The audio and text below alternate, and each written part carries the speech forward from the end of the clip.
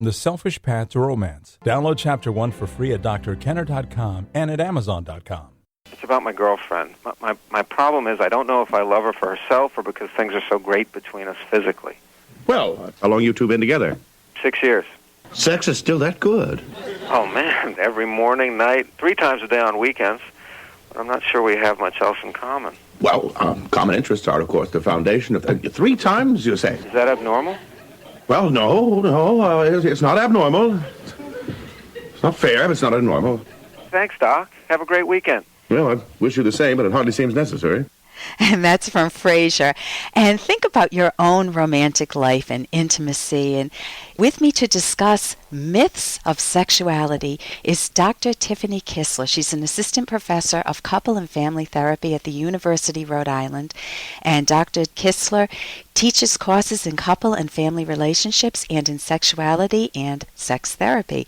And she's also the co-founder and clinical director of the Center for Sexual Health in Providence, Rhode Island. Welcome, Dr. Kisler. Thank you for having me. Yeah, so there are a lot of myths about sex. I mean, Frasier obviously is very jealous of this guy who is having sex all the time. It's a wonderful clip. And one of the most common myths I see around sexuality is frequency. And people often associate frequency as an indicator of sexual satisfaction, sexual quality, or sexual pleasure, when in fact frequency is not an indicator of any of those dynamics. This causes a problem because people are comparing themselves to some expectation, real or false, that they think they should be upholding, and if they are not then upholding to that, they think there's something wrong with their relationship. I also like to emphasize with couples that the quality of a sexual encounter or the pleasure or sexual satisfaction is not based on how many times you have sex. You can have sex a lot of times and feel virtually no pleasure, or very, very rarely and have a lot of pleasure and rate it as a high-quality experience. So there's a lot of individual differences, and that's what people need to really focus on, and the quality of their relationship and the quality of intimacy that they're having. So some of the myths that you've talked about are, I went to a recent talk that you gave, or a course that you gave, if we don't have sex at least once a week, something's wrong with us. And I know I have thought that in the past. Yes, again, I think it's really important for people to realize that there's not a certain set point or expectation that's measuring the quality of a sexual relationship or the quality of your relationship in general. You need to really take that away. And along with that, I see a lot of people concerned about the need for sex to be spontaneous, and that's really another myth that we face.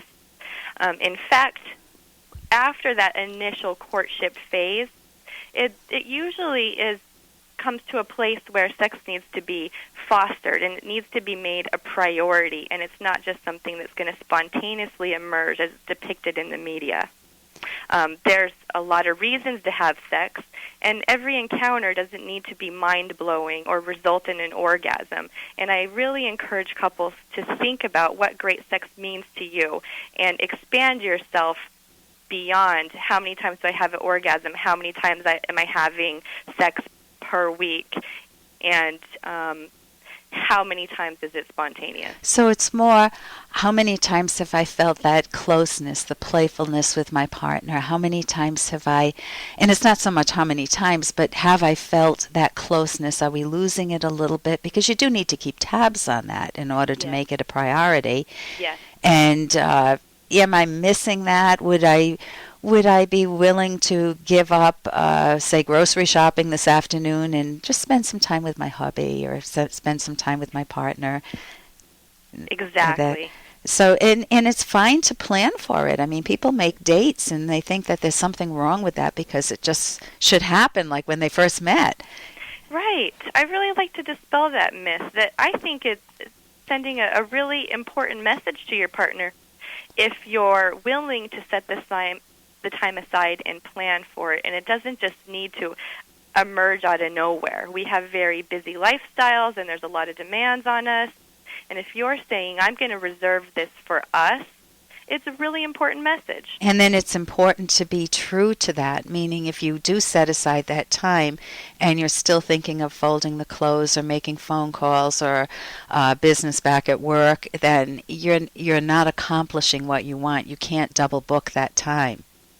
Exactly. You're not honoring that commitment that you're making to that time with each other.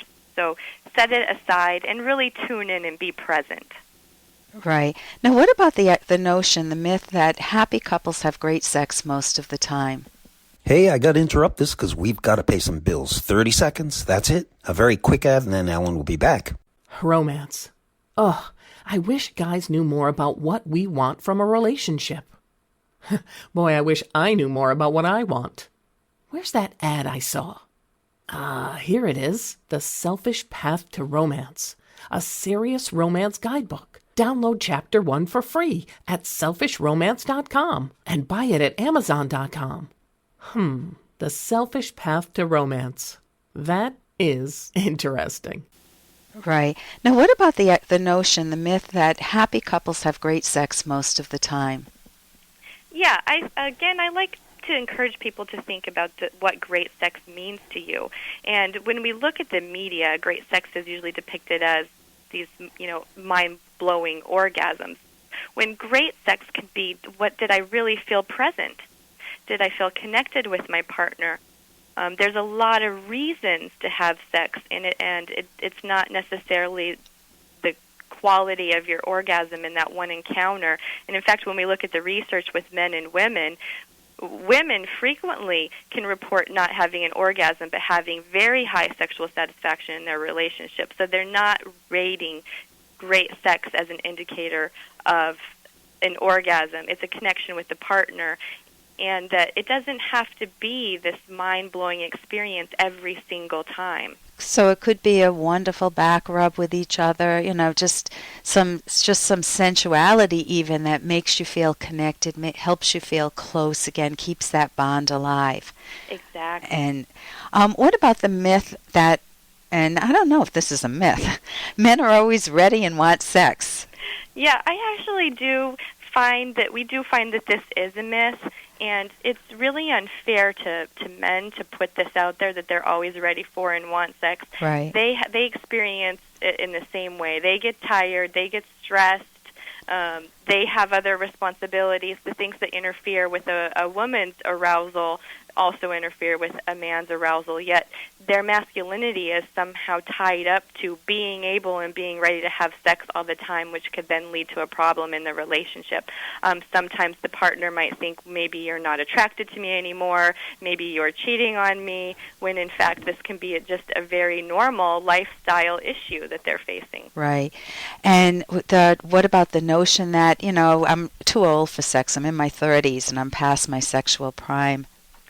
Yeah, when we look at this idea of sexual prime, a lot of that data is focused on your the timing of your arousal response cycle, and also your reproductive capabilities. When we really expand what we mean about sexual prime, we see that you can be in your sexual prime way past your 30s, because a good sexual encounter isn't based on a physiological response. It's being comfortable with yourself, being comfortable with your partner, being able to share, being able to expand your horizon, your definition of what sexuality means, and tuning into your sensuality, and that usually comes with age. Right. I remember my grandfather, I don't know why he ever shared this with me, but I think he was so excited. He was in his late 80s or 90s, and he said, "We had sex." It was like, this is too much information. And he's no longer around. He was very colorful. I think he would want it to be broadcast. So anyway, with me today is Dr. Tiffany Kisler. Thank you so much for sharing with us some of your ideas. Any final words or ways we can get in touch with you? I can be reached. I can be found at the University of Rhode Island in the Couple and Family Therapy Program, or Psychological Center for Sexual Health. Oh, thank you so much for joining us, Tiffany. Thank you. For more Dr. Kenner podcast, go to drkenner.com and please listen to this ad. Here's an excerpt from The Selfish Path to Romance, the Serious Romance Guidebook by Drs. Kenner and Locke. Don't sacrifice your own capacity for intimate pleasure by putting it on hold until the kids are out of the nest. Instead, cherish your ability to enjoy an ongoing intimacy with your partner. Intimacy is pleasurable, healthy, good, and an essential part of a romantic relationship. Achieving sexual pleasure involves and expresses how you and your partner view yourselves and your entire relationship. It entails the ultimate unity of mind and body. Your mutual intimate pleasure reflects everything you feel about yourself and one another.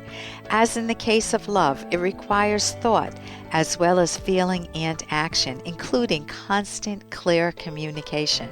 You can download Chapter 1 for free by going to drkenner.com, and you can buy the book at amazon.com.